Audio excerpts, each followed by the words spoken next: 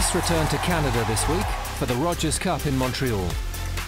The ATP Masters 1000 tournament is the only tour-level event in the country and is unique in that it alternates between the provinces of Quebec and Ontario and the cities of Toronto and Montreal.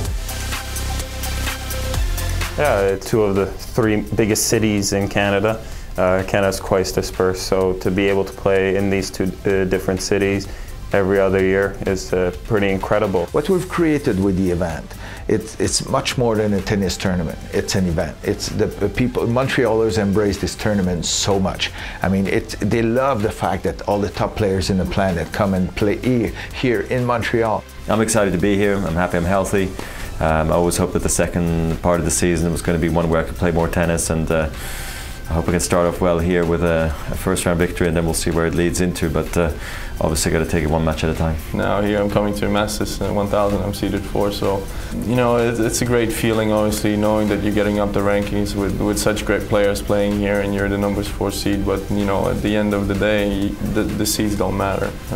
You know, in a tournament like Rome I was a number 16 seed and I still had a chance to lift the trophy up, so you know you just got to focus and play great matches. The transition I'm in right now, like most of the players going from the grass to the hard courts and the ball's bouncing, it's swirly winds here in Montreal, so it all starts from scratch. I've never won here in Montreal in my life, so Canada hasn't been simple because it always comes very quickly right after Wimbledon. I don't get lead-in tournaments, you know, into Canada usually. It's always my first tournament in North America, and for that reason it's always been a bit more of a struggle. We'll see this time around how it's going to go, but I mean it would be unbelievable to win here for the first time.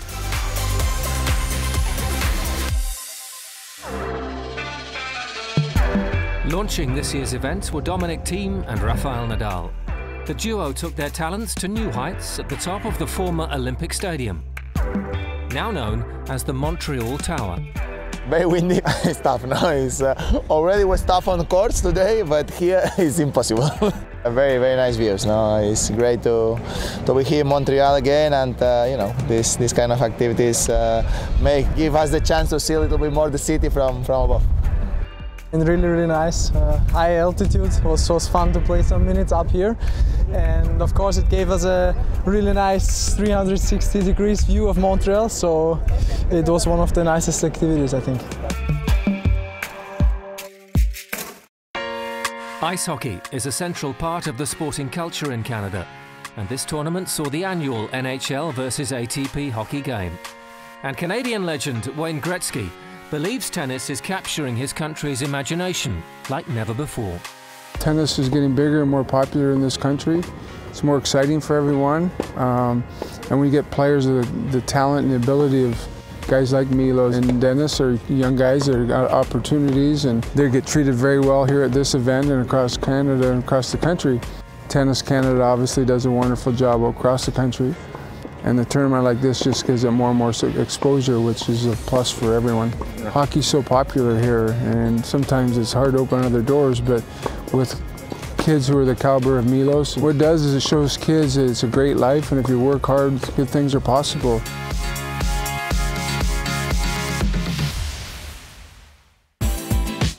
Inspiring the home crowds was Denis Shapovalov. The next-gen Canadian upset Rafa Nadal to become the youngest semi-finalist in Masters 1000 history.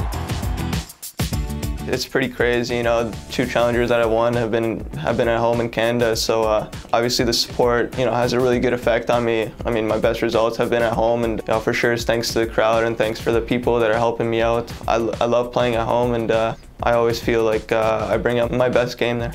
For me, it's unbelievable. I mean, it's a dream come true. I grew up watching it on TV. I went to Toronto so many times to go and see, and even I came to Montreal once. So to be able to be a part of it, you know, I'm very thankful, I'm very blessed. You know, hopefully I can make the most out of it.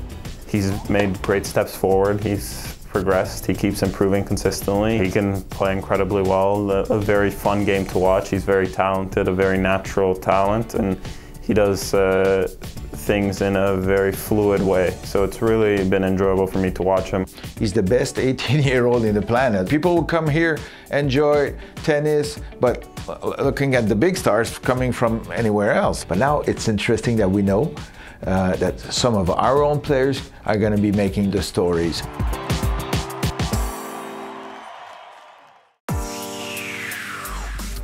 So next week on ATP World Tour Uncovered, searching for glory in Cincinnati. And Australia's Nick Kyrgios finding inspiration all around him on the ATP World Tour. Don't forget to log on to atpworldtour.com and chat with us on the ATP's official social network, MyATP, now on Vixlet, and on Facebook, Twitter and Instagram. See you next week.